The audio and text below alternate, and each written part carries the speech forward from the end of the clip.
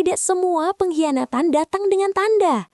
Kadang ia datang dengan balon warna pastel, kue bertuliskan Welcome Little Angel, tawa para tamu, dan senyum manis dari sahabat yang selama ini kau percaya seperti saudara sendiri. Aku datang ke acara baby shower sahabatku dengan membawa hadiah terbaik yang kupilih sendiri. Aku berdandan rapi, tersenyum, dan ikut berbahagia. Sampai aku melihat sesuatu yang membuat jantungku seakan berhenti berdetak. Di meja hadiah ada sebuah kartu kecil. Tulisan tangan itu sangat kukenal. Itu tulisan tangan suamiku. Awalnya aku berpikir itu mustahil. Tapi beberapa menit kemudian, semua kebohongan yang selama ini ditutup rapat akhirnya pecah di depan semua orang. Sahabatku yang sedang mengandung itu ternyata sedang membawa anak dari suamiku sendiri. Dan yang lebih menghancurkan, mereka bukan sekadar berselingkuh. Mereka sudah menikah siri selama 2 tahun. Di hari yang seharusnya penuh kebahagiaan itu, aku justru berdiri di tengah ruangan seperti orang asing dalam hidupku sendiri. Mereka berdua tidak tahu satu hal. Hari itu bukan hanya hari kebohongan mereka terbongkar. Hari itu juga menjadi awal dari karma instan yang menghancurkan segalanya. Assalamualaikum warahmatullahi wabarakatuh. Halo semuanya, apa kabar kalian hari ini? Semoga dimanapun kalian berada, selalu diberi kesehatan, rezeki yang lancar, hati yang tenang, dan dijauhkan dari pengkhianatan orang-orang terdekat. Selamat datang di channel ini, tempat di mana kita mendengarkan kisah-kisah kehidupan penuh pelajaran, air mata, luka, dan karma yang datang tanpa diundang. Sebelum cerita ini dimulai, jangan lupa dukung channel ini dengan tekan tombol like, subscribe, dan tulis pendapat kalian di kolom komentar. Karena dukungan kalian sangat berarti agar channel ini terus menghadirkan cerita-cerita yang menyentuh hati. Dan malam ini, aku akan membawa kalian ke sebuah kisah yang mungkin akan membuat dada kalian sesak. Tentang persahabatan yang dikhianati. Tentang pernikahan yang diam-diam dibelah dua.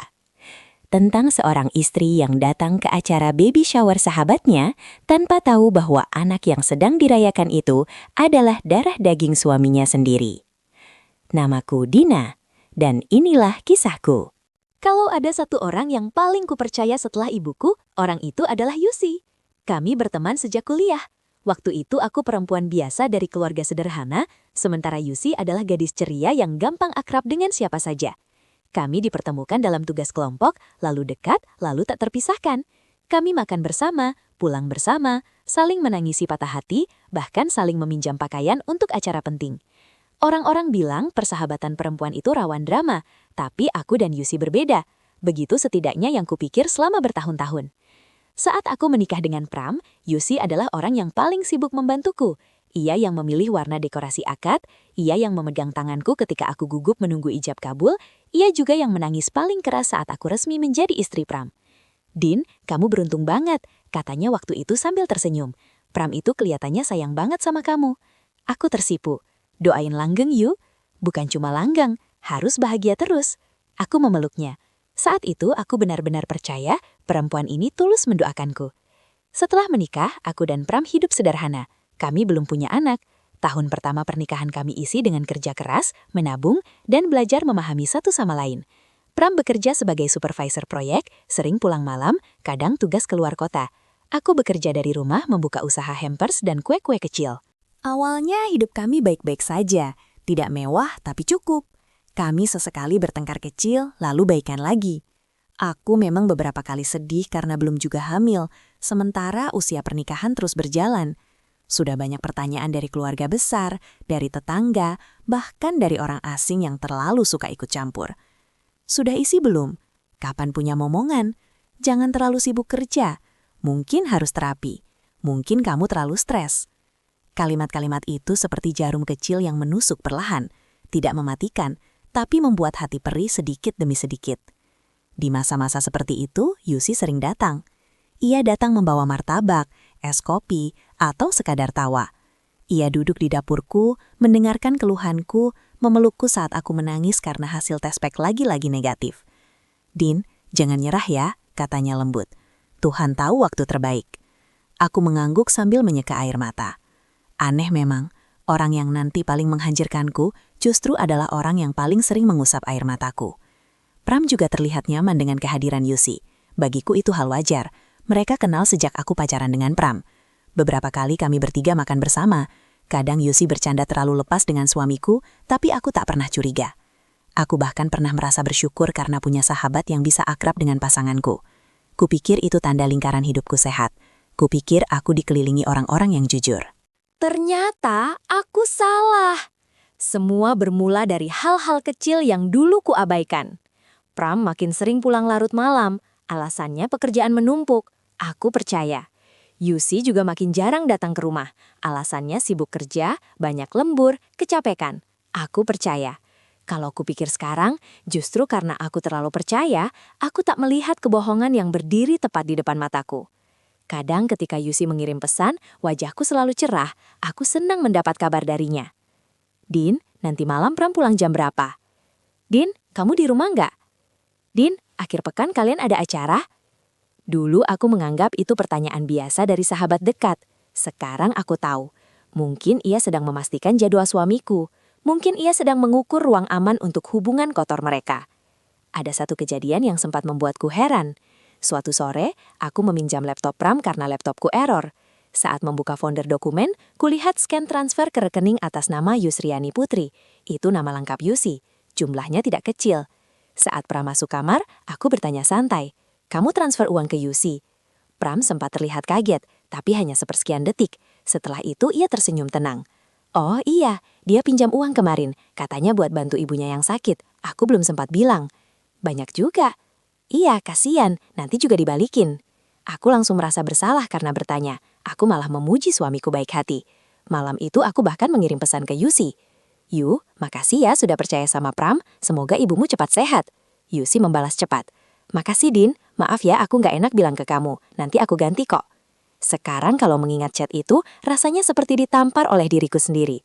Bahkan kebohongan mereka pun kubantu tutupi dengan kepercayaan. Waktu berjalan, masuk tahun ketiga pernikahanku, aku mulai merasakan ada sesuatu yang berubah dalam sikap Pram. Ia lebih dingin, lebih mudah kesal, lebih sering memegang ponsel sambil membalik layar. Kalau tertawa saat chatting, ia akan pergi ke balkon. Kalau aku bertanya dengan siapa, ia menjawab singkat. Teman kerja. Kalau aku mendekat, ia mengunci layar. Kalau aku minta quality time, ia bilang lelah. Kalau aku membahas soal program hamil, ia kelihatan tidak tertarik. Aku capek bahas itu terus, Din. Padahal dulu ia yang paling bersemangat mengajak konsultasi. Aku mulai menyalahkan diriku sendiri. Mungkin aku terlalu menekan, mungkin aku terlalu sensitif, mungkin aku bukan istri yang menyenangkan lagi. Dan di saat aku pelan-pelan meragukan diriku, Yusi tetap hadir sebagai tempat bersandar. Aku takut Pram berubah, kataku suatu malam lewat telepon. Jangan berpikir negatif dulu, jawab Yusi. Mungkin dia cuma banyak beban. Aku takut dia bosen sama aku. Din, suaranya lembut sekali. Kamu itu perempuan baik, jangan merendahkan diri sendiri.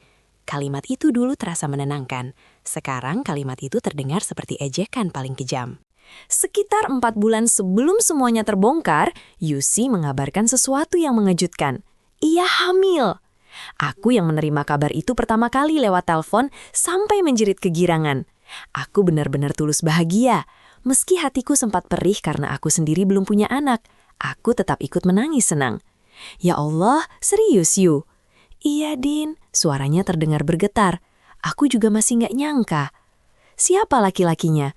Kenapa kamu baru bilang? Kamu nikah kapan? Di ujung telepon, Yusi terdiam sesaat. Lalu ia menjawab pelan. Sudah Din, sudah nikah. Tapi nikahnya sederhana. Aku belum siap banyak orang tahu. Aku bingung. Kok diam-diam? Situasinya rumit. Kalimat itu menggantung.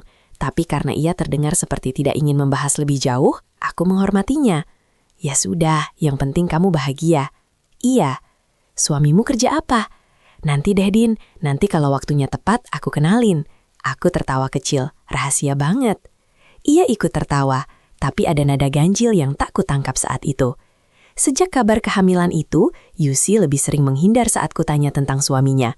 Katanya suaminya banyak kerja, kadang keluar kota, kadang tidak bisa hadir kalau aku mau berkunjung. Ia bilang pernikahan mereka juga belum mendapat restu penuh dari semua pihak, jadi ia ingin semuanya tenang dulu. Aku lagi-lagi percaya. Aku bahkan ikut membantu banyak hal. Aku kirim vitamin, susu hamil, baju longgar, dan beberapa kali antar makanan ke apartemennya. Anehnya, aku hampir tak pernah bertemu suaminya. Selalu ada alasan. Dia lagi kerja. Dia baru keluar. Dia lagi ke rumah orang tuanya. Dia lagi ada urusan. Setiap alasan itu begitu sederhana sampai tidak terasa mencurigakan. Suatu sore, saat aku datang membawakan sup, aku melihat ada kemeja laki-laki tergantung di kursi. Aku sempat menyentuh bahannya. Perasaan aneh melintas. Bahannya familiar. Warna dan modelnya juga mirip seperti merek yang biasa dipakai Pram. Aku tertawa sendiri dalam hati. Ah, Dina, jangan lebay. Semua kemeja kantor ya mirip-mirip. Lalu aku meletakkan sup di meja dan pulang. Manusia memang sering mendapat tanda. Tapi saat hati masih ingin percaya, tanda sejelas apapun bisa dianggap kebetulan. Memasuki usia kandungan 7 bulan, Yusi mengirim undangan baby shower. Acaranya dibuat cukup meriah di sebuah kafe rooftop yang dihias manis dengan nuansa putih dan peach. Ia bilang ingin momen sederhana tapi hangat, hanya teman-teman dekat dan keluarga inti. Aku senang sekali, aku bahkan ikut membantu memesan hadiah. Karena aku tahu Yusi suka hal-hal lembut dan estetik, aku memilihkan satu set perlengkapan bayi premium, dibungkus rapi dengan pita satin. Pram tahu soal acara itu. Sabtu depan aku datang ke baby shower Yusi ya, kataku sambil melipat baju. Pram yang sedang melihat ponsel hanya menjawab singkat. Oh, kamu sibuk? Kayaknya ada kerjaan. Aku menoleh. Hari Sabtu. Iya, mungkin harus ketemu klien. Nada suaranya datar. Entah kenapa aku sedikit kecewa, padahal Yusi sangat dekat dengan kami. Tapi aku menganggap mungkin suamiku memang sedang banyak tekanan. Malam sebelum acara, aku masih sempat video call dengan Yusi. Ia terlihat cantik sekali dengan wajah berbinar, meski ada kelelahan di matanya. Besok datang ya, Din. Jangan sampai telat. Iya dong, aku datang paling awal malah. Makasih. Kenapa suaramu begitu? Enggak, aku cuma senang kamu datang. Aku tersenyum. Aku ini sahabatmu. Tentu aku datang. Di layar mata Yusi sempat berkaca-kaca. Aku mengira itu haru. Kini aku tahu. Mungkin itu adalah rasa takut. Takut semuanya akan terbuka. Takut pesta bahagia itu berubah jadi pengadilan. Takut topengnya jatuh di depan semua orang. Dan ketakutan itu ternyata sangat beralasan. Karena keesokan harinya, aku datang bukan hanya sebagai tamu. Aku datang sebagai perempuan yang akan menyaksikan kehancuran 2 orang yang telah mengkhianatinya. Hari itu aku berdandan sederhana tapi rapi. Aku mengenakan dress panjang warna hijau sage, heels nude, dan tas kecil yang sudah lama kusimpan untuk acara spesial. Entah kenapa, aku ingin terlihat baik. Mungkin karena aku benar-benar datang dengan hati tulus. Di mobil, aku sempat mengirim pesan ke Pram. Aku berangkat ya. Pram membalas beberapa menit kemudian. Oke, hati-hati. Tak ada emoji. Tak ada kalimat manis, tak ada pertanyaan lanjutan, tapi aku mengabaikannya. Begitu sampai di rooftop cafe, aku langsung melihat dekorasi cantik menyambut tamu. Ada rangkaian balon, bunga segar, meja dessert, dan backdrop besar bertuliskan, Celebrating Baby Ye. Aku tersenyum. Baby Ye, mungkin Ye dari Yusi. Beberapa tamu sudah datang, musik instrumental lembut mengalun. Udara sore itu juga bagus, tidak terlalu panas, ada angin pelan, langit cerah.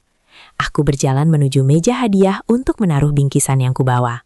Dan disitulah semua bermula. Di atas meja ada satu kotak hadiah besar berwarna putih dengan pita emas. Di sampingnya terpasang kartu kecil bertuliskan, untuk calon ibu dan anakku tercinta. Dari Pram. Tanganku langsung dingin. Aku membaca sekali, 2 kali, 3 kali. Mataku bahkan sempat menyipit, berharap mungkin aku salah lihat. Mungkin itu nama orang lain, mungkin cuma kebetulan, mungkin Pram yang lain, tapi tidak. Tulisan tangan di kartu itu sangat kukenal. Cara huruf P-nya melengkung, cara ia membuat huruf M dengan ujung menekan, bahkan titik di akhir kalimat pun sama seperti kebiasaannya. Jantungku berdegup sangat keras. Aku melirik sekeliling. Suara musik tiba-tiba seperti menjauh. Obrolan tamu terdengar samar. Tenggorokanku kering. Aku mengambil kartu itu dengan tangan gemetar. Dina? Aku menoleh kaget. Salah satu teman Yusi berdiri di sampingku sambil tersenyum. Kamu baru datang ya? Aku buru-buru meletakkan kembali kartu itu. Iya, Yusi lagi di ruang dalam, lagi touch up. Aku mengangguk tapi tak benar-benar mendengar. Pikiranku kacau. Tidak, tidak mungkin. Ini pasti salah. Mungkin hadiah ini dipesan orang lain. Mungkin Pram diminta tolong. Mungkin. Otakku sibuk mencari alasan untuk menyelamatkan hatiku sendiri. Aku mencoba menelepon Pram. Tidak diangkat. Aku kirim pesan. Kamu di mana? Tak dibalas. Aku menelepon lagi. Masih tidak diangkat.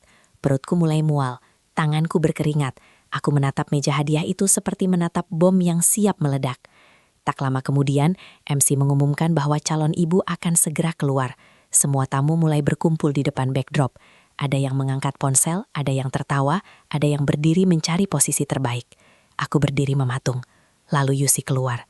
Ia begitu cantik dalam gaun putih longgar dengan mahkota bunga kecil di kepala. Wajahnya dipoles lembut, senyumnya mengembang. Semua orang bertepuk tangan. Aku pun otomatis ikut menatapnya. Namun sesuatu dalam sorot matanya membuatku tidak nyaman. Begitu mata kami bertemu, senyumnya berubah. Hanya sepersekian detik, tapi aku melihat jelas. Wajahnya pucat, bibirnya kaku, matanya langsung turun ke tanganku, ke arah kartu hadiah yang tanpa sadar masih kugenggam. Saat itulah aku tahu. Sebelum satu kata pun terucap, sebelum satu pengakuan pun keluar, aku tahu. Ia tahu bahwa aku tahu. Dan dari ekspresi itu, semua dugaan burukku perlahan berubah menjadi kenyataan yang mengerikan. Aku melangkah maju. Yusi, panggilku. Suasana masih terdengar normal, tapi bagi kami berdua, dunia sudah berubah. Yusi menelan ludah. Dina, aku mengangkat kartu itu di depan wajahnya. Ini apa? Beberapa orang mulai menoleh. Senyum di ruangan itu meredup sedikit demi sedikit.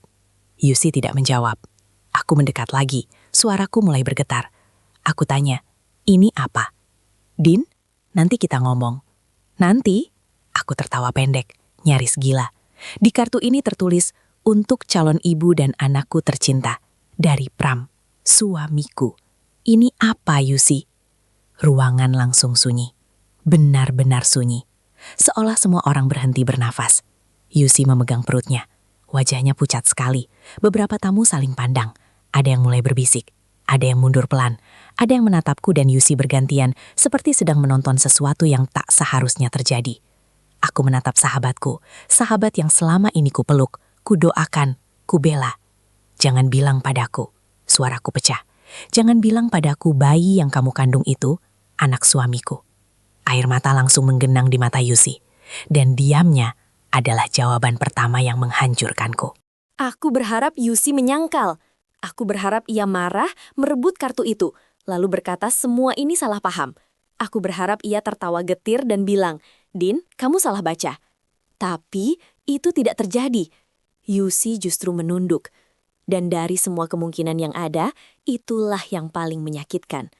Jawab aku, Yusi, bentakku. Suaraku memecah ruangan. Salah satu perempuan yang mungkin keluarganya buru-buru mendekat. Ada apa ini? Aku menoleh tajam. Tanya ke calon ibu kalian. Yusi memegang lenganku pelan. Din, tolong, jangan di sini. Aku menepis tangannya seketika. Jangan sentuh aku. Gerakanku cukup keras sampai gelang di tanganku terjatuh. Semua orang makin tegang. Dina, tenang dulu, kata seseorang. Tenang? Aku tertawa pahit. Bagaimana aku bisa tenang kalau di acara baby shower sahabatku sendiri, aku menemukan kartu dari suamiku yang bilang anak dalam kandungannya adalah anaknya? Ruangan pecah oleh gumaman syok. Ada yang spontan menutup mulut, ada yang langsung menatap Yusi, ada yang mengeluarkan ponsel, tapi kemudian ragu-ragu, ada yang tampak tidak percaya. Yusi mulai menangis. Aku mau jelasin. Jelasin? Suaraku bergetar keras. Jelasin dari mana? Dari awal kamu tidur sama suamiku? Atau dari awal kamu nikah siri sama dia? Pilih yang mana dulu, Yusi? Kalimat itu keluar begitu saja dari mulutku, bahkan sebelum aku sadar betul apa yang sedang kukatakan. Tapi wajah Yusi yang makin pucat justru mengonfirmasi sesuatu yang lebih mengerikan. Aku membeku sesaat. Nikah siri? Bisik salah satu tamu. Aku menatap Yusi tanpa berkedip. Jangan-jangan kalian memang sudah menikah?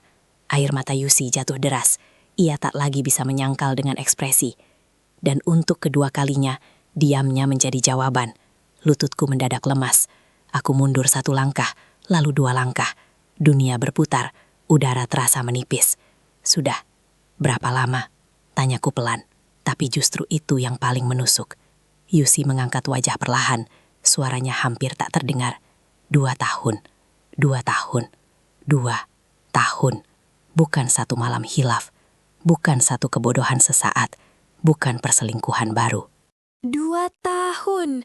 Artinya, hampir sepanjang masa ketika aku masih tidur di samping Pram, memasakkan sarapannya, mencuci bajunya, menunggu kepulangannya, berdoa agar rumah tanggaku baik-baik saja, suamiku diam-diam sudah membangun rumah tangga lain dengan sahabatku sendiri.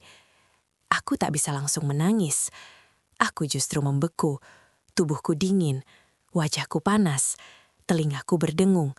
Aku menatap Yusi seperti menatap seseorang yang tak pernah ku kenal. "Kamu?" Bibirku gemetar. "Kamu datang ke rumahku. Kamu peluk aku waktu aku nangis karena belum punya anak." Yusi terseduh. "Din, kamu dengar aku bilang aku takut Pram berubah." Air mataku mulai jatuh. "Kamu yang menenangkan aku. Kamu bilang jangan berpikir negatif. Padahal saat itu kamu sudah jadi istri sirinya." Beberapa tamu mulai menangis melihat keadaan memanas seperti itu. Ada juga yang menarik napas berat karena tak menyangka drama sebesar ini terjadi di depan mata. "Kamu jahat," suaraku pecah. "Kamu jahat sekali, Yusi. Aku gak pernah niat nyakitin kamu." Kalimat itu membuatku meledak. "Jangan bohong lagi!" Aku mencerit sejadi-jadinya. Orang yang gak niat nyakitin gak akan tidur dengan suami sahabatnya. Orang yang gak niat nyakitin gak akan nikah siri 2 tahun di belakangku. Orang yang gak niat nyakitin gak akan mengandung anak dari laki-laki yang tiap malam masih tidur di rumah istrinya. Tangisku tak lagi bisa dibendung. Semua rasa malu, hancur, marah, jijik, dan tak percaya tumpah sekaligus. "Mana Pram?" tanyaku tiba-tiba. "Mana dia?" Yusi diam. Aku mengamuk lagi. "Mana Pram?" Tak lama kemudian, dari arah lift rooftop, seseorang muncul. Aku menoleh. Dan disitulah aku melihat suamiku. Pram berdiri di ambang pintu dengan wajah pucat seperti mayat. Ia mengenakan kemeja biru tua dan celana hitam. Matanya menatapku, lalu menatap kartu di tanganku, lalu menatap Yusi yang sudah menangis hebat. Ia tahu semuanya sudah selesai. "Astagfirullah," bisik seorang ibu di antara tamu. Aku memandang Pram dengan tatapan yang mungkin tak akan pernah kulupakan seumur hidupku.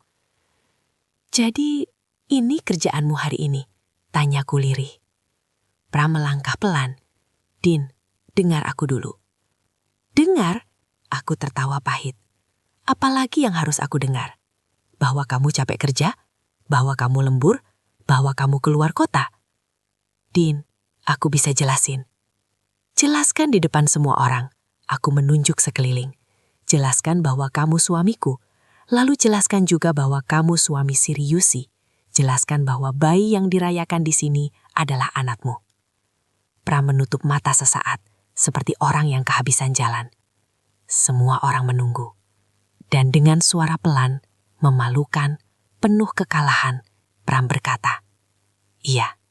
Hanya satu kata, tapi satu kata itu cukup untuk menghancurkan hidup 3 orang sekaligus." Setelah pengakuan itu, suasana benar-benar kacau. Ada keluarga Yusi yang syok, ada teman-teman yang mulai membawa tamu lain menjauh, ada yang menyuruh kami bicara di ruangan tertutup, ada yang memarahi Pram, ada yang memeluk Yusi, ada yang menatapku dengan iba. Dan justru rasa iba itu yang paling membuatku ingin berteriak. Aku tidak mau dikasihani. Aku ingin waktu diputar ulang. Aku ingin tak pernah datang ke tempat itu. Aku ingin semua ini mimpi buruk. Tapi sayangnya, rasa sakit paling nyata justru datang dalam keadaan sadar sepenuhnya. Aku memandang Pram. Sejak kapan? Pram diam cukup lama sebelum menjawab. 2 tahun lalu. "Kenapa?" Ia tak langsung menjawab. Aku makin muak. "Kenapa, Pram?" Aku dekat sama Yusi waktu kamu lagi sibuk banget sama usahamu. Kita sering bertengkar. Kamu berubah." Aku menatapnya tidak percaya. "Kamu serius menyalahkan aku?" "Bukan begitu maksudku." "Lalu apa? Karena aku sibuk kerja? Karena aku stres belum punya anak? Karena aku kadang nangis? Jadi itu alasan kamu tidur sama sahabatku?" Pram menunduk. Aku melanjutkan, lebih tajam, lebih dingin. "Jangan pakai kelemahan istrimu untuk membenarkan kebusukanmu." Ruangan itu hening lagi. Yusi terisak. Din, awalnya aku juga nggak mau. Aku menoras cepat. Diam, jangan pakai kalimat perempuan bodoh itu di depanku. Nggak ada hubungan yang berlangsung 2 tahun kalau cuma awalnya nggak mau. Yusi menutup mulutnya sendiri, menangis makin keras. Aku menatap mereka bergantian. Di depan mataku berdiri 2 orang yang selama ini kuanggap rumah. Satu adalah suamiku, satu adalah sahabatku. Dan keduanya ternyata membangun rahasia di atas tubuhku, di atas kepercayaanku, di atas air mata yang mereka lihat sendiri. Siapa yang mengusulkan nikah siri? Tanyaku.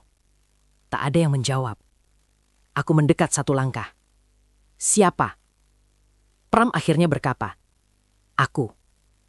Aku tersenyum pahit sambil mengangguk. Tentu. Pram tampak ingin menyentuhku. Tapi urung. Aku waktu itu bingung, Din. Bingung? Aku mengulang dengan jijik. Laki-laki selalu bilang bingung setelah ketahuan. Waktu bohong tiap hari, nggak bingung. Waktu bagi waktu antara 2 perempuan, nggak bingung. Waktu kasih uang, kasih perhatian, tidur bergantian, nggak bingung. Giliran ketahuan, baru bingung. Beberapa orang tertunduk mendengar kalimatku. Karena memang itulah kenyataannya. Orang jahat jarang merasa salah saat sedang enak. Mereka merasa salah hanya saat kehilangan kenyamanan. Yusi mencoba bicara lagi. Din, aku tahu aku salah. Tapi aku juga sudah terlanjur sayang. Aku menoleh padanya pelan, dengan air mata yang tak berhenti mengalir. Sayang? Aku tertawa kecil, pedih. Kalau kamu sayang, kenapa kamu tega datang ke rumahku? Kenapa kamu makan masakanku? Kenapa kamu duduk di hadapanku saat aku cerita tentang suamiku? Kenapa kamu masih bisa panggil aku sahabat? Yusi tak sanggup menjawab. Aku lalu berkata kalimat yang membuat semua orang di sana terdiam total. Bukan cuma kalian yang berzina dalam diam. Kalian juga membunuhku pelan-pelan setiap hari. Dan itu benar. Karena setelah kupikir-pikir, rumah tanggaku sebenarnya sudah mati jauh sebelum hari itu. Hanya saja, aku satu-satunya orang yang belum diberitahu. Semua keganjilan mendadak masuk akal. Kenapa Pram semakin dingin? Kenapa Yusi semakin menghindar? Kenapa ada transfer-transfer aneh? Kenapa ada kemeja mirip milik Pram di apartemen Yusi? Kenapa Pram tidak pernah antusias lagi membahas anak? Barangkali karena diam-diam ia sudah akan punya anak, tapi bukan dariku. Rasa malu datang seperti gelombang besar. Aku membayangkan betapa bodohnya diriku selama ini, betapa aku mungkin tampak seperti bahan tertawaan, betapa mungkin beberapa orang sudah tahu, sementara aku hidup dalam kebutaan. Aku menatap Pram lama sekali. Apakah aku satu-satunya yang gak tahu? Pram terdiam. Itu sudah cukup jadi jawaban. Beberapa keluarga Yusi ternyata memang tahu mereka menikah siri. Mereka hanya tidak tahu kalau laki-laki itu adalah suami sahabat anak mereka sendiri. Ada juga 1-2 teman yang rupanya pernah curiga, tapi tak berani bicara. Hari itu aku belajar satu hal. Pengkhianatan besar jarang dijaga oleh 2 orang saja. Biasanya ada banyak orang yang memilih diam, dan diam mereka pun ikut menyakitkan. Aku tidak ingat bagaimana aku turun dari rooftop itu. Yang kuingat hanya langit yang mulai gelap, langkahku yang goyah, dan dadaku yang seperti diikat dari dalam. Pram berusaha mengejarku ke parkiran. Din, tunggu! Aku berhenti tapi tidak menoleh. Aku antar pulang. Jangan ikut aku. Din, kamu lagi emosi, jangan nyetir sendiri. Aku tertawa hambar. Sekarang kamu takut aku kenapa-kenapa. Setelah 2 tahun. Pram terdiam. Aku akhirnya menoleh. Dan mungkin inilah pertama kalinya Pram benar-benar melihat wajahku bukan sebagai istri yang bisa dibohongi, tapi sebagai perempuan yang semua cintanya baru saja mati. Aku jijik lihat kamu, kataku pelan. Wajah Pram berubah, matanya memerah. Din, aku tahu aku salah. Tidak, aku menggeleng. Kamu belum tahu sebesar apa salahmu. Aku masuk ke mobil dan mengunci pintu. Pram mengetuk kaca sekali, 2 kali, tapi aku langsung menyalakan mesin dan pergi. Dalam perjalanan pulang, aku menangis sampai pandanganku kabur. Beberapa kali aku harus menepi karena tanganku gemetar tak terkendali. Sampai di rumah, aku masuk dengan langkah lemas. Rumah itu sama seperti biasanya. Sofa yang biasa kami duduki, meja makan tempat aku menyajikan makan malam, bingkai foto pernikahan kami, rak sepatu Pram, parfum Pram di meja dekat pintu. Semuanya mendadak terasa asing. Aku berjalan ke kamar, menatap ranjang kami, lalu lututku ambruk ke lantai. Disitulah akhirnya aku menangis sejadi-jadinya.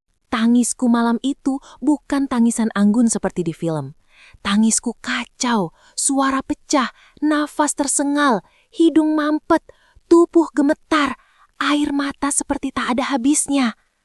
Aku memukul dadaku sendiri berkali-kali karena sesak yang terlalu besar. Kenapa? Kenapa aku sebodoh ini? Aku menangis sampai suaraku serak, sampai kepalaku pusing, sampai tubuhku lemas tak bertenaga. Sekitar 1 jam kemudian, pintu rumah terbuka. Pram masuk. Aku mendengar langkahnya pelan, ragu-ragu. Din? Aku bangkit berdiri, langsung mengambil koper besar dari atas lemari, lalu melemparkannya ke lantai di depan Pram. Keluar! Din, dengar dulu. Keluar! Pram menahan emosinya. Ini rumah kita. Rumah kita? Aku menunjuk wajahnya. Kamu masih berani bilang rumah kita setelah kamu bikin rumah lain dengan sahabatku. Dina, keluar sebelum aku panggil ayahku dan semua tetangga. Pram tampak terpukul, tapi aku tak peduli lagi. Malam itu juga aku membuka lemari, mengeluarkan semua bajunya, jasnya, celananya, sampai kaos-kaos lusuh favoritnya. Semua ku lempar ke dalam koper seperti sampah. Setiap helai pakaian yang kugenggam memunculkan kenangan. Setiap kenangan berubah jadi kemarahan. Dan setiap kemarahan membuat tanganku makin kuat membuang semua jejaknya dari kamarku. Pram akhirnya memegang pundakku. Din, stop. Kamu lagi gak tenang. Aku menepis tangannya kuat-kuat. Jangan sentuh aku. Tubuhmu itu sudah kotor buat aku. Kalimat itu membuatnya membeku. Akhirnya, mungkin karena sadar tak ada lagi ruang untuk membela diri malam itu, Pram menarik koper itu dan keluar dari kamar. Sebelum pergi, ia sempat berdiri di ambang pintu. Aku akan jelaskan semuanya besok. Aku menatap lurus tanpa ekspresi. Besok atau lusa tidak akan mengubah kenyataan bahwa kamu pengkhianat. Pintu tertutup. Dan untuk pertama kalinya setelah bertahun-tahun menikah, aku tidur sendirian. Tapi malam itu aku tidak merasa kesepian. Aku merasa hancur. Kesepian masih punya ruang untuk berharap, sedangkan kehancuran tidak. Besok paginya, aku bangun dengan kepala berat dan mata bengkak. Ponselku penuh pesan dan panggilan. Dari Yusi, dari Pram, dari teman-teman yang hadir tadi malam. Dari 2 nomor tak dikenal. Bahkan dari Ibu Yusi yang meminta bicara baik-baik. Aku mengabaikan semuanya. Yang kulakukan pertama kali adalah menelepon kakakku. Aku tidak sanggup menanggung semua ini sendirian. Begitu kakakku datang dan melihat wajahku, ia langsung panik. Dina, kamu kenapa? Aku mencoba bicara, tapi baru menyebut nama Pram saja aku sudah menangis lagi. Butuh waktu lama sampai akhirnya aku bisa menjelaskan semuanya. Wajah kakakku berubah merah menahan marah. Kurang ajar, bentaknya. Kurang ajar mereka. Ia memelukku erat. Dan di pelukan keluarga sendiri itulah aku baru sadar. Selama ini aku terlalu bergantung pada orang-orang yang ternyata tidak pantas. Siang harinya, Pram datang bersama seorang pamanku yang ia hormati. Mungkin ia berharap kehadiran orang tua akan membuat suasana lebih tenang. Kami duduk di ruang tamu. Kakakku ada di sebelahku. Wajahku dingin. Aku sudah menangis cukup banyak malam tadi. Hari ini aku ingin mendengar semuanya dengan kepala tegak. Aku kasih kamu waktu bicara, kataku pada Pram. Tapi jangan harap aku mudah percaya. Pram menunduk beberapa detik, lalu mulai bicara. Hubungannya dengan Yusi bermula saat aku sedang sibuk besar-besaran mengembangkan usahaku. Saat itu aku sering lembur di rumah, fokus produksi, mudah lelah, dan menurutnya jadi lebih emosional. Yusi yang sering datang ke rumah mulai dekat dengannya karena sering membantu antar barang atau sekedar menunggu aku selesai kerja. Suatu ketika, katanya, mereka bertemu tanpa sepengetahuanku untuk membahas kejutan ulang tahun untukku. Dari sana komunikasi berlanjut. Lalu curhat, lalu perhatian, lalu kelewatan. Aku mendengarkan tanpa memotong, meski tanganku mengepal sangat keras. Apa Yusi tahu kamu masih tidur satu ranjang denganku saat itu? Pram menunduk. Tahu. Bagus, kataku dingin. Berarti kalian sama-sama sadar. Pram melanjutkan. Setelah hubungan itu berjalan beberapa bulan, Yusi sempat ingin pergi, tapi ia juga mengaku sudah telanjur mencintai Pram. Di sisi lain, Pram mengaku bingung karena aku belum juga hamil dan rumah tangga kami sering tegang. Akhirnya ia memilih jalan nikah siri agar Yusi tidak menuntut status. Mendengar itu, kakakku sampai bangkit dari duduk. Kurang ajar, jadi karena adikku belum hamil, kamu cari rahim lain? Pamanku menahan kakakku. Aku sendiri hanya tersenyum pahit. Jadi ini inti semuanya ya, karena aku belum hamil, kamu merasa berhak menghamili sahabatku. Bukan begitu, Din. Jangan bohong, bentakku. Kamu cuma laki-laki serakah yang ingin semuanya. Ingin istri yang tetap melayani di rumah, dan ingin perempuan lain yang memberimu sensasi baru. Ruangan sunyi. Lalu aku bertanya satu hal yang ternyata jauh lebih menghancurkanku. Apakah kalian pernah bertemu di rumah ini? Pram terdiam. Aku langsung tahu. Aku menutup mata, menahan air mata, tapi gagal. Pernah? Pram menjawab sangat pelan. Pernah. Kakakku langsung melempar bantal ke arahnya. Aku sendiri merasa tubuhku seperti kehilangan tulang. Rumah yang kubersihkan, dapur yang kupakai memasak, sofa yang kubeli dari tabunganku. Semua itu ternyata pernah jadi saksi dosa mereka.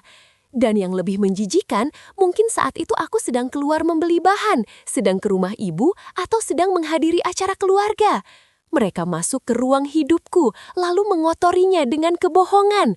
Aku memandang Pram seperti memandang orang asing. Aku nggak kenal kamu. Kalimat itu keluar sangat pelan, tapi justru itu yang paling jujur. Orang bilang orang jahat kadang hidupnya enak. Kadang benar, tapi tidak semua kebusukan bisa bertahan lama. Setelah baby shower itu hancur berantakan, kabar tentang Pram dan Yusi menyebar cepat. Bukan karena aku yang menyebarkan, tapi karena terlalu banyak orang menyaksikannya langsung. Dalam hitungan hari, lingkaran pertemanan kami geger. Beberapa orang memihak Yusi, beberapa menyalahkan Pram. Banyak yang iba padaku, dan lebih banyak lagi yang muak. Pram mencoba mempertahankan semuanya sekaligus. Ia masih ingin aku bertahan, tapi juga tak bisa lepas dari Yusi yang sedang hamil besar. Ia seperti orang yang baru sadar bahwa semua pilihannya selama ini bukan tanda kehebatan, melainkan kebodohan. Karma pertama datang dari pekerjaannya. Salah satu atasan Pram ternyata adalah kerabat jauh dari teman yang hadir di baby shower itu. Entah bagaimana ceritanya, gosip itu masuk ke kantor. Reputasi Pram jatuh, bukan karena urusan moral pribadi seharusnya dibawa ke pekerjaan, tapi karena ia selama ini dikenal santun, stabil, dan dipercaya. Ketika terbongkar bahwa ia hidup dalam kebohongan panjang yang memicu keributan publik, kepercayaan itu runtuh. Beberapa minggu kemudian, Pram dipindahkan dari proyek besar yang sedang ia pegang. Bonus yang ia harapkan hilang, posisi yang ia incar melayang. Ia meneleponku malam itu. "Din, tolong kita bicara." Aku menjawab datar. "Untuk apa?" "Aku lagi banyak masalah." Aku hampir tertawa. "Oh, jadi sekarang kamu tahu rasanya hidup runtuh mendadak." "Jangan sekejam itu." "Kejam." Suaraku dingin. Kejam itu waktu aku datang ke pesta sahabatku sambil bawa hadiah, tapi pulang sebagai istri yang dipermalukan. Teleponku putus. Karma kedua datang lebih cepat lagi. Keluarga besar Yusi yang awalnya berusaha menenangkan keadaan, akhirnya tahu bahwa hubungan itu dibangun di atas pengkhianatan terhadap sahabat sendiri. Mereka malu besar. Apalagi baby shower yang harusnya jadi kebanggaan keluarga, berubah jadi aib. Ibunya Yusi jatuh sakit karena stres. Kakak laki-lakinya marah besar pada Pram dan menuduhnya telah menghancurkan nama baik keluarga. Yusi yang awalnya berpikir status istri siri akan membuatnya menang, justru mulai merasakan pahitnya kenyataan. Pram tidak bisa menemaninya penuh. Ia sibuk mengurus masalah kerjanya. Ia juga bolak-balik memohon agar aku tidak membawa perkara ini ke jalur hukum terkait harta bersama dan bukti-bukti penipuan selama pernikahan. Yusi mulai sadar, laki-laki yang dulu terlihat gagah saat diam-diam datang menemuinya, ternyata tak sanggup berdiri tegak ketika semua terbongkar. Karma ketiga datang pada hubungan mereka sendiri. Kehamilan yang dulu mereka rayakan dengan penuh kebanggaan berubah menjadi sumber pertengkaran harian. Yusi marah karena Pram masih mengejarku. Pram marah karena Yusi dianggap terlalu menuntut. Mereka saling menyalahkan, saling menagih janji, saling membuka luka. Bukankah memang begitu?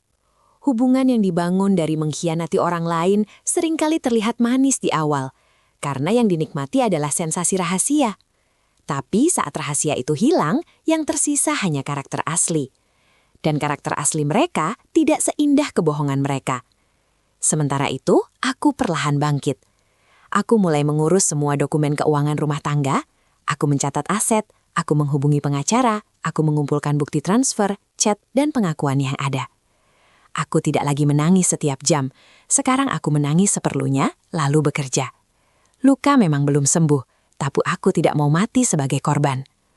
Suatu hari sekitar 1 bulan setelah kejadian itu, Yusi datang ke rumah orang tuaku mencariku.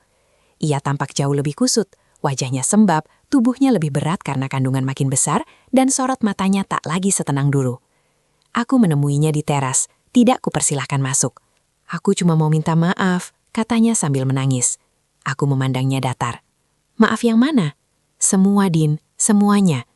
Aku menatap perutnya sebentar, lalu kembali menatap wajahnya.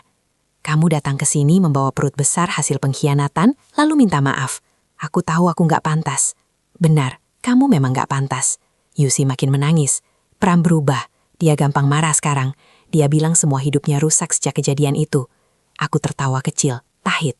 Akhirnya kamu melihat wajah aslinya juga. Yusi menunduk. Dulu kamu mengambil suamiku saat dia masih tampak manis. Sekarang nikmati bagian aslinya. Din, aku capek. Capek, kataku pelan. Aku lebih dari capek, Yusi. Aku kehilangan rumah, kepercayaan, harga diri, dan persahabatan dalam satu hari. Jadi jangan datang padaku untuk mencari tempat nyaman setelah kamu sendiri ikut membakarnya. Yusi menangis terisak sampai sulit bicara. Namun kali ini hatiku tidak lagi luluh. Karena memaafkan bukan berarti membiarkan orang yang sama masuk lagi untuk menyakitimu. Ia akhirnya pulang. Dan sejak hari itu, aku benar-benar menutup pintu untuk keduanya. Proses perceraian berjalan. Pram sempat menolak, sempat memohon, sempat mengirim pesan panjang berisi kenangan masa lalu, sempat mengajak bertemu, bahkan sempat berdiri berjam-jam di depan rumah orang tuaku, seperti laki-laki yang menyesal. Tapi ada satu hal yang tidak ia pahami. Penyesalan bukan penghapus, air mata bukan mesin waktu, dan maaf bukan kewajiban. Di ruang sidang, aku duduk tegak. Pram duduk beberapa meter dariku. Wajahnya tampak tua, kusam, pundaknya turun. Tidak ada lagi aura percaya diri yang dulu membuatku jatuh cinta. Hakim bertanya seperlunya, dokumen dibuka, keterangan dicatat. Semua berlangsung formal, dingin, tanpa ruang untuk romantisasi. Dan justru disitulah aku merasa kuat. Karena akhirnya, kebohongan yang dulu mereka jaga rapat, kini berdiri telanjang di depan hukum dan kenyataan. Setelah sidang selesai, Pram mengejarku di halaman. Din, aku berhenti, tapi tak menatapnya. Aku tahu aku nggak layak minta apa-apa lagi. Tapi aku cuma mau bilang, aku menyesal. Aku diam. Setelah semua ini hancur, aku baru sadar yang benar-benar tulus cuma kamu. Aku memejamkan mata sesaat. Angin siang itu menyentuh wajahku yang mulai kering dari air mata. Aneh, dulu kalimat seperti ini akan membuatku luluh. Sekarang tidak lagi. Aku toleh pelan. Masalahmu, Pram, bukan karena kamu baru sadar aku tulus. Aku menatap lurus matanya. Masalahmu adalah kamu baru sadar nilainya setelah kamu menghancurkannya. Pram menunduk. Mungkin itu kalimat paling jujur yang pernah ia dengar. Aku lalu berjalan pergi tanpa menoleh lagi. Beberapa minggu setelah perceraian resmi, aku mendengar kabar bahwa Yusi melahirkan lebih cepat karena stres berat. Bayinya selamat, tapi kondisinya lemah dan harus dirawat beberapa hari. Pram pontang-panting mengurus biaya karena pekerjaannya sedang bermasalah. Keluarga mereka juga tak lagi sehangat dulu. Rumah tangga siri yang dulu dianggap solusi, kini justru menjadi beban yang tak bisa dibanggakan di mana-mana. Aku tidak bersukacita atas penderitaan bayi itu. Bayi itu tidak bersalah. Tapi aku juga tidak bisa menutup mata bahwa orang tuanya sedang menuai akibat dari pilihan mereka sendiri. Itulah karma yang sesungguhnya. Bukan petir yang tiba-tiba menyambar, bukan kutukan mistis, bukan keajaiban yang dramatis. Karma adalah saat dua orang yang mengira mereka menang, ternyata justru saling mengunci dalam hidup yang pahit. Sedangkan orang yang mereka sakiti, perlahan bangkit dan berjalan pergi. Dan aku memilih pergi. Bukan karena aku kalah, tapi karena aku akhirnya tahu, ada luka yang tidak perlu dibalas dengan hancur bersama. Ada luka yang cukup dibalas dengan meninggalkan. Sekarang, kalau kalian bertanya apakah aku sudah sembuh sepenuhnya, jawabannya belum. Luka sebesar itu tidak hilang hanya karena waktu lewat. Masih ada malam-malam ketika aku terbangun dan mengingat semuanya.